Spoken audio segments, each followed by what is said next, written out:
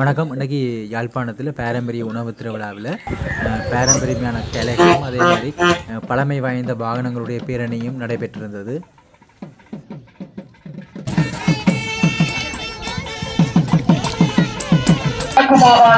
சுற்றுலா பணியகத்தினால் ஒழுங்கமைக்கப்பட்டிருக்கின்றது.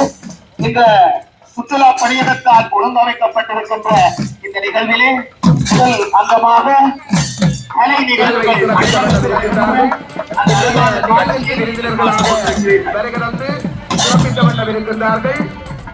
சுற்றுலா பணியகத்தினுடைய முன்னாள் பணிப்பாளர்களான திருவாளர் மோகனபவன், திருவாளர் கிஷோர்குமார் அவர்கள் ஆகிய இந்த விருந்தினர்களை இரு கரங்கூப்பி நிகழ்விடத்தை நோக்கி வருக வருக என்று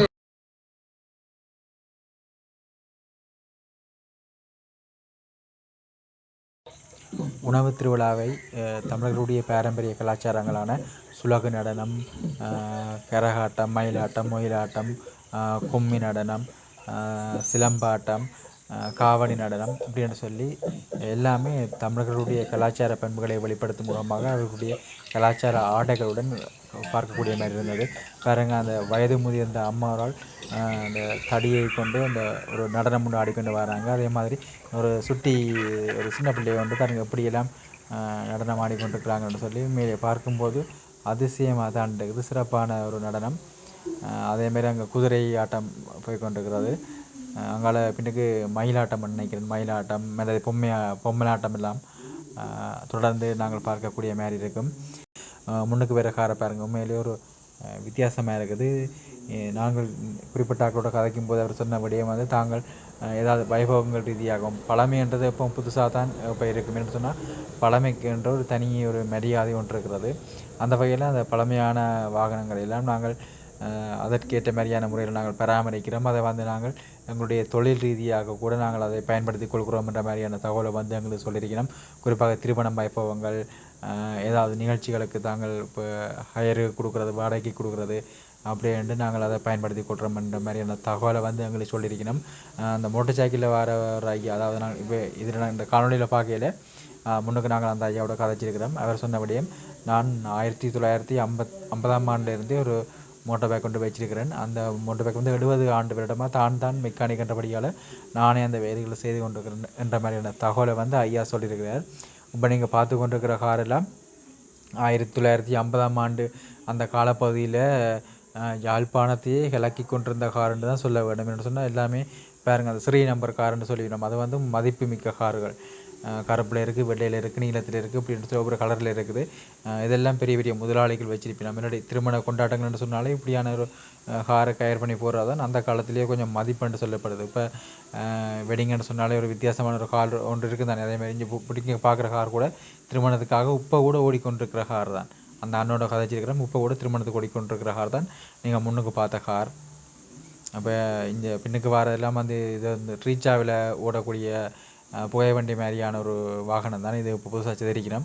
பின்னுக்கு நீங்கள் பார்க்குறதெல்லாம் பழைய கார், மாட்டு வண்டி எல்லாம் இருக்குது. பார்த்தீங்களா அப்படி சட்டப்படி இருக்குன்னு பார்த்தீங்களா என்ன. இப்போ யாழ்ப்பாணத்தில் இருக்கிற ஆஸ்பத்திரி வீதி ஊடாகத்தான் இந்த பவனி போய்கொண்டிருக்கிறது. நூலகத்தில் இருந்து முற்ற வழியில் நடைபெற்று கொண்டிருக்கின்ற உணவு திருவிழா நோக்கி தான் இந்த பவனி போய்கொண்டிருக்கிறது.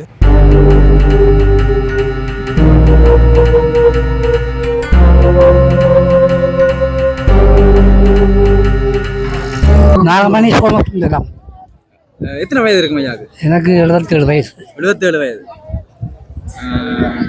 இந்த வயதில் நீங்கள் இப்படி இந்த ஆடைகள் இப்படிலாம் போடுறது கொஞ்சம் கஷ்டமா இல்லையா? இந்த பழகி போச்சு.